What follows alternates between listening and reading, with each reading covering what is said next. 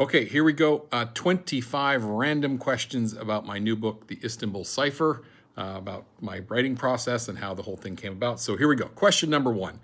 What was the original spark that led to the Istanbul Cipher? Was it the city, the tech, or something more personal?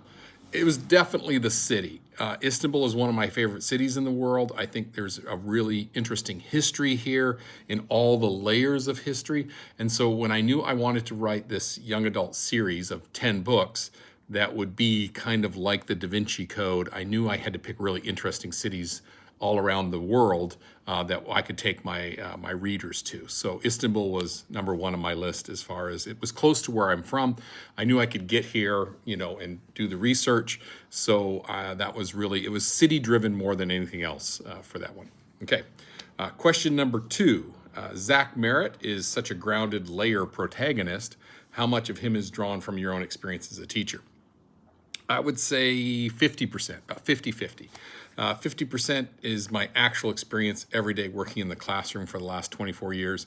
And then another 50% is things I wish I was capable of. So some of it's my limitations as an introvert, others just my limitations in my field as teaching. So in this one, I kind of really pushed the abilities of what I thought I would be capable of in taking this on, but it's definitely based upon my work and upon myself. So I see a lot of myself in the protagonist that I wrote. So, 50-50.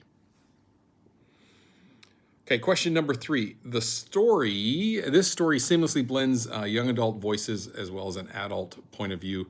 How did you balance those two perspectives? Actually, I didn't. My first version of it, I wrote it and I sent the first 8 chapters off to a friend of mine who taught 8th grade English.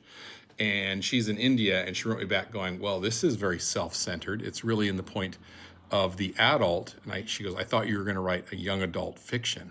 I'm like, oh, crud. So I reread it. Sure enough, it was all really adult-centric. So by the time I got to version 4, which is the final version, which is the version you're going to read and listen to, hopefully, I was really trying to write a really good blend from the perspective of the young adults in the teenagers that are in the story, as well as layering on a little bit of adult perspective as far as wisdom and that. But you will see the protagonist, the main character, draw back a lot, and he will mention it because you of course get to hear his thoughts, and he will, rather than stepping in, he lets these students lead, and that's always been my work with students, is let them lead the way.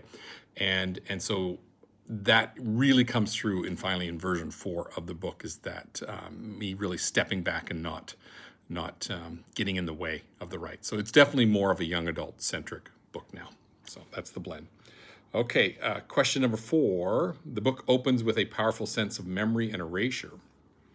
Did you set out for those themes in mind, or did they emerge as you wrote? Those ones really emerged as I wrote. I was thinking about my own time growing up in Canada, my feelings of nostalgia when I go back to Canada, and how things have changed so much, and a lot of the things that meant something to me are either not there, or they've been covered up with something else. So I've even gone back to my childhood home and those type of things on little field trips in the last 10 years of going back to Canada.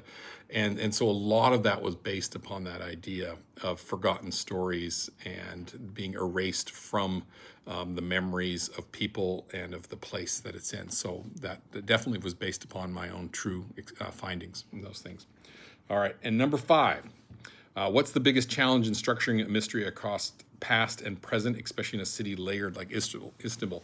The biggest thing is keeping all those little storylines connecting. I had a hard time with that in versions 1, 2, and 3. It finally came together in version 4. But that would be my biggest thing, is to make sure that if I show you, the reader, something, say in chapter 1 or chapter 2, that I use that by the time I'm done the book.